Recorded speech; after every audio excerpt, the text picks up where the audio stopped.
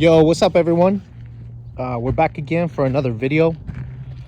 Just want to go ahead and give you guys a little bit of an update of what's been going on. So last time I posted, I believe, was about 8 months ago. It's been some time.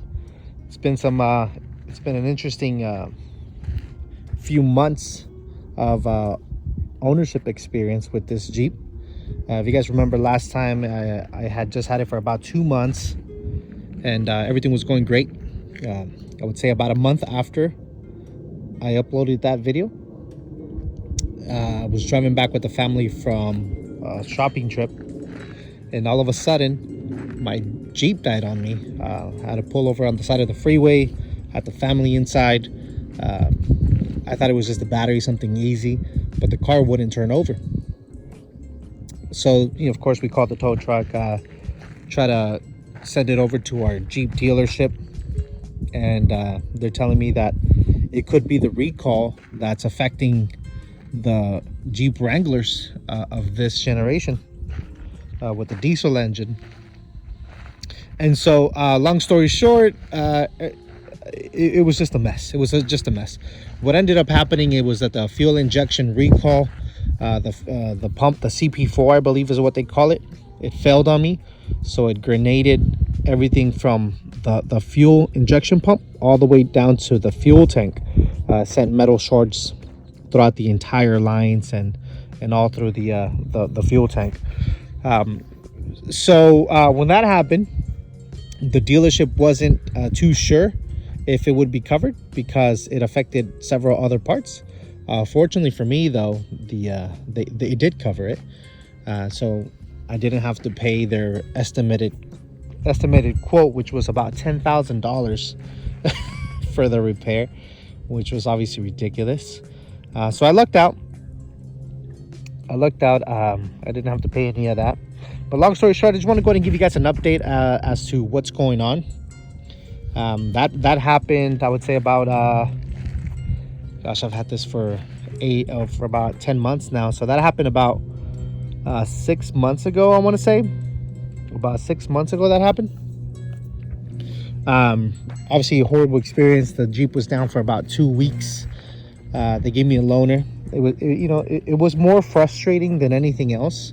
The unknown of whether the factory warranty would cover it, the recall would cover it. I didn't purchase an extended vehicle service contract on it, but I'm thinking about picking one up now just because I know that there could be potential trouble in the future. Love the Jeep though, no complaints, drives amazing. Love the torque, but I know that it could be in the future, the more miles I add to it, it could be a little bit of a money pit.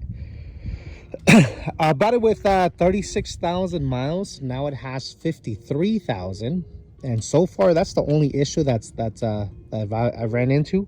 Obviously that's a major issue if you're out of warranty, because like I said, they quoted me about $10,000 to fix the Jeep, which is obviously super unrealistic and undoable for a lot of people. So something to be wary of if you're thinking about picking up the diesel version of it. Other than that, no complaints. Fantastic car.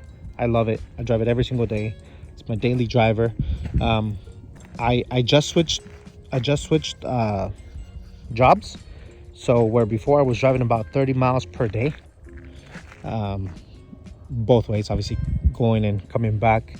Now I'm not driving that much. I'm driving about 10 miles per day. It's all freeway though, so I'm not too worried about the regen cycle. And then of course I do a lot of trips with the family, so like I said, not too worried about the regen cycle. I think that the diesel is fantastic for the fuel economy and that aspect. I'm gonna go ahead and make this one short. I just want to go ahead and give you guys an update as the upgrades. I promised you guys I would go ahead and start to do some upgrades. So the first one that I've done, other than the tires, those are 35s. I've had a couple questions on whether if there's any rubbing issues. So there's no rubbing issues that I've seen. I still take it off-roading. I'm gonna go ahead and make sure that I post some other videos showing some of the trails that I've done with a couple of buddies.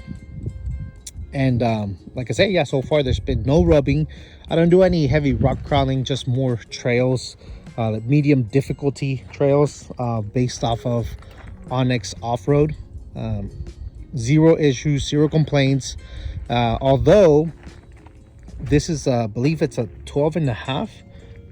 You guys tell me. There's the dimensions for the tires, but I believe it's a 12-inch tire. And the biggest concern that I had is that it wasn't gonna fit to the rim, because I believe that the max tire that this rim could take is 11 inches, and this is a 12-inch tire.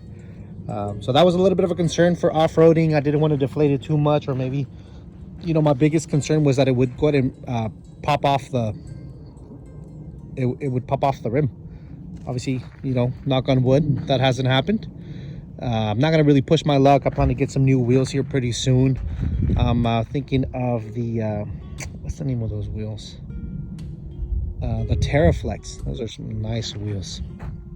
Thinking about picking up the TerraFlex wheels with a dual valve for easy deflate. Other than that, like I said, no rubbing. The other mod that I've done to it is that I swapped out the plastic bumper for the steel bumper, the stubby. I love the way that it looks. It's a really, really nice look to it, I think.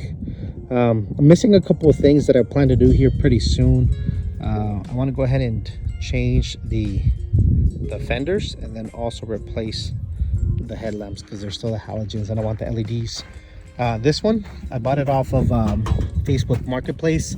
It's the OEM, and it comes with the LED fog lights, which I thought looks really, really nice. But then the halogen headlights actually kind of make it look a little different, because it's two LEDs and then you got the halogen. It was a super easy install. I did it by myself. Basic tools. I'm not very handy. This, however, is a little bit of the spacing. It looks a little weird. However, I don't have any issues with it. My concern was that it was going to catch too much air and maybe fly off, but these little brackets are holding it together pretty well. No complaints. Obviously that's going to go in and come off. I'll plan to get the winch, so that's going to sit there pretty nicely. Yeah, let me know what you guys want to see. I'm not very creative. I don't really have a whole lot of ideas, so just let me know what you guys want to see. So I got the front bumper for it. I still don't have the metal bumper for it. I actually did buy it as a set on Facebook Marketplace, but I haven't installed it. The reason why I haven't installed it is that I have to relocate my license plate onto the spare tire.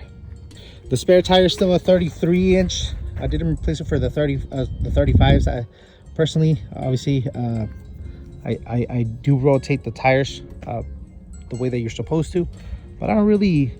This is just my opinion. I don't really see a need for replacing the spare tire. I don't really plan on using it. If I do use it, I don't think that the 2 inches would make a big difference, a massive difference while riding, you know, back onto the road, until I get a set of tires. Because if I replace one tire, I'm gonna replace at least 2. So I don't really see the benefit of having 5 35-inch tires myself. Again, yeah, let me know what you guys want to see. Any ideas. I do plan to post some of my off-roading adventures, so yeah, stick around for that. Thanks again. Talk to you guys soon.